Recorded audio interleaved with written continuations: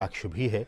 और इसलिए ये तीर्थ स्थल जो है दुनिया का सबसे पहला तीर्थ स्थल के तौर पर इसे घोषित किया गया। और यहाँ पे बौद्ध धर्मावलंबी और बाकी जो लोग हैं वो भी आते हैं और यहाँ पे पूजा अर्चना वो करते हैं। मायादेवी मंदिर को जैसे कि हमने कहा कि 1896 में जनरल खड़ग शमशेर और डॉक्टर एंटनी फुहेड ने इसकी खोज की और केशर शमशेर ने 1939 में मायादेवी मंदिर को एक बार फिर से बनाया। और 2003 में जो हम मंदिर अभी इस वक्त हम देख पा रहे हैं उसे 2003 में बनाया गया। लुम्बिनी डेवलपमेंट ट्रस्ट ने इसे तैयार किया। तो ये लगातार तस्वीरें और लगातार हम बात कर रहे थे अपने मेहमान के साथ भी किस तरह से सामाजिक क्षेत्र की बात हो, सांस्कृतिक क्षेत्र की बात हो, धार्मिक क्षेत्र की बात हो, इन तमाम क्षेत्रों में भारत और नेपाल के संबंध काफ़ी महत्वपूर्ण रहे हैं। भारत और नेपाल की एक खुली सीमा है जो दोनों देशों के जो संबंध हैं उसकी विशिष्टता को, उसकी घनिष्ठता को दिखाने और समझाने के लिए काफ़ी महत्वपूर्ण है। ये बोधि वृक्ष, जैसा कि हमारे सहयोगी अश्विनी बता भी रहे थे कि ये वो बोधि वृक्ष है जिसे कि भारत ने ही गिफ्ट के तौर पर नेपाल को दिया था। आज भारत और नेपाल के जो संबंध हैं उससे और भी ऊर्जा ये पाकर ये वृक्ष और भी पुष्पित और पल्लवित हो रहा है। बोधि वृक्ष में इस वक्त प्रधानमंत्री नरेंद्र मोदी उसे सींच रहे हैं। बोधि वृक्ष के नीचे ही भगवान बुद्ध को ज्ञान की प्राप्ति हुई थी बोध गया में, और गिफ्ट के तौर पर प्रधानमंत्री नरेंद्र मोदी ने इस बोधि वृक्ष को, जिसे कि इस वक्त वो सींच रहे हैं, प्रधानमंत्री नरेंद्र मोदी ने ही नेपाल को गिफ्ट के तौर पर दिया था। और ये वृक्ष भी काफ़ी बड़ा हो चुका है। जैसे ही भारत और नेपाल के संबंध काफ़ी घनिष्ठ और बड़े होते जा रहे हैं, आगे की तरफ बढ़ते जा रहे हैं, वैसे ही ये बोधि वृक्ष भी उन संबंधों को आत्मसात करते हुए ये भी आगे बढ़ने का काम किया जा रहा है।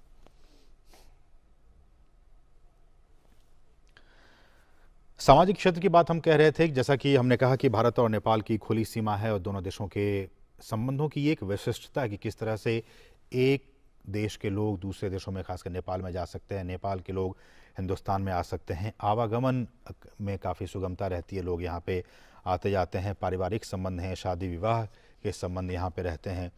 और ये एक तरह से काफ़ी महत्वपूर्ण इस लिहाज से भी, और इसलिए कहा जाता है कि भारत और नेपाल के जो संबंध हैं वो डिप्लोमेटिक और पॉलिटिकल लेवल के अलावा भी एक बेटी रोटी का जो संबंध है, रिश्ता है, वो इसे नाम दिया गया है भारत और नेपाल के संबंधों को।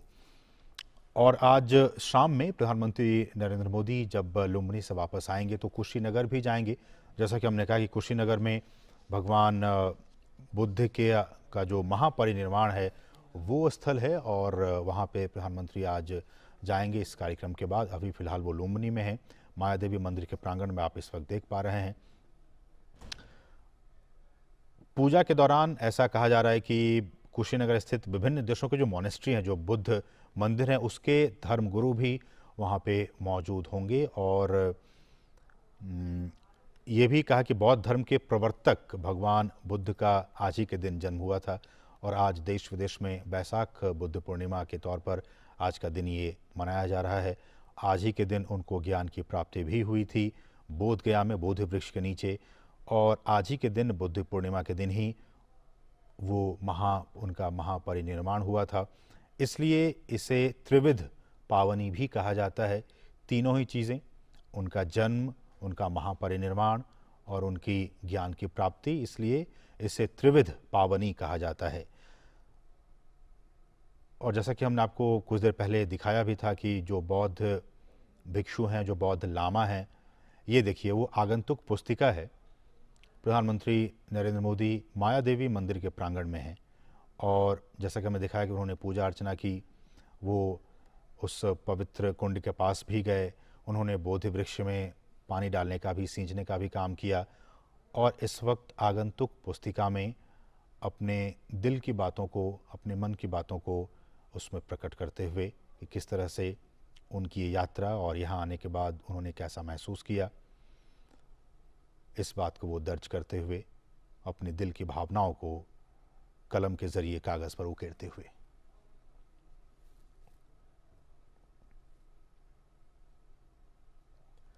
और जैसे कि हम कह रहे हैं कि कुशीनगर में भी आज बहुत ही महत्वपूर्ण कार्यक्रम है। वहाँ के जो बौद्ध भिक्षु और बौद्ध लामा है वो भी काफ़ी बेसब्री से इंतज़ार कर रहे हैं कि प्रधानमंत्री कब आएंगे और वो वहाँ पे पूजा अर्चना करेंगे।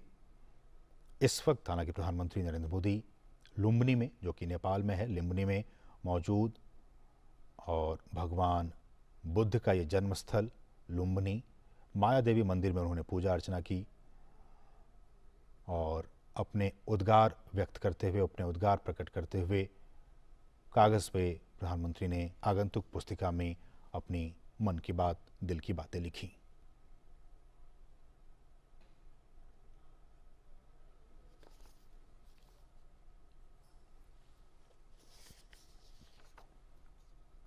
न सिर्फ सामाजिक और धार्मिक बल्कि आर्थिक क्षेत्र में भी भारत और नेपाल के संबंध काफ़ी महत्वपूर्ण हैं।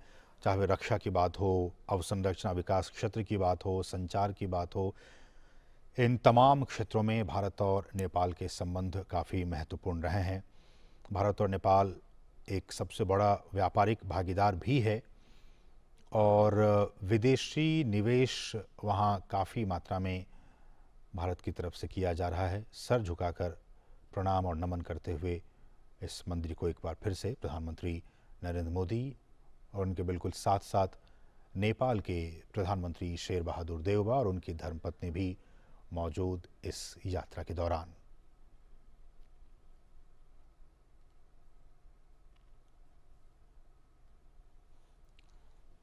और जैसा कि हम चर्चा भी कर रहे थे कि जब बीते सालों में प्रधानमंत्री नेपाल की यात्रा पर गए थे, उन्होंने एक हिट का फॉर्मूला दिया था, HIT, हाईवेज, इंफॉर्मेशन वेज और टेक्नोलॉजी ट्रांसमिशन वेज। किस तरह से भारत और नेपाल, जैसा कि हम चर्चा भी कर रहे थे, हाइड्रो इलेक्ट्रिक के क्षेत्र में दोनों ही देश काफ़ी एक दूसरे की सहयोग कर रहे हैं। हम जानते हैं कि हिमालय से कई सारी नदियाँ निकलती हैं। उन नदियों के ज़रिए उस पानी का सदुपयोग भारत और नेपाल कैसे कर सकते हैं। हाइड्रो इलेक्ट्रिक एक बहुत बड़ा क्षेत्र है।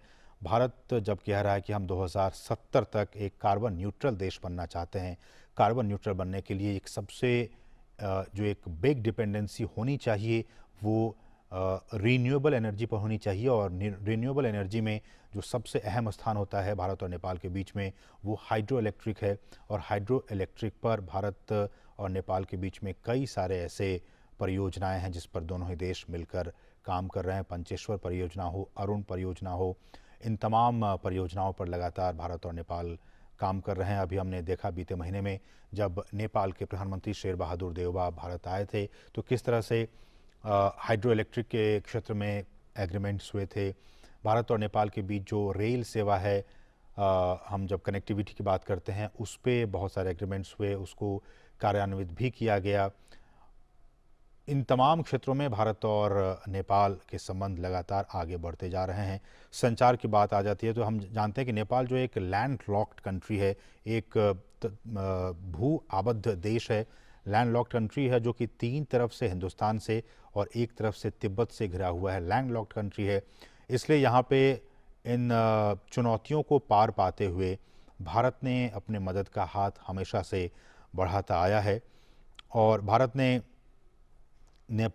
और नेपाल ने अपने नागरिकों के बीच संपर्क को बढ़ाने और आर्थिक वृद्धि और विकास को बढ़ावा देने के लिए लगातार कनेक्टिविटी पर काम किया है।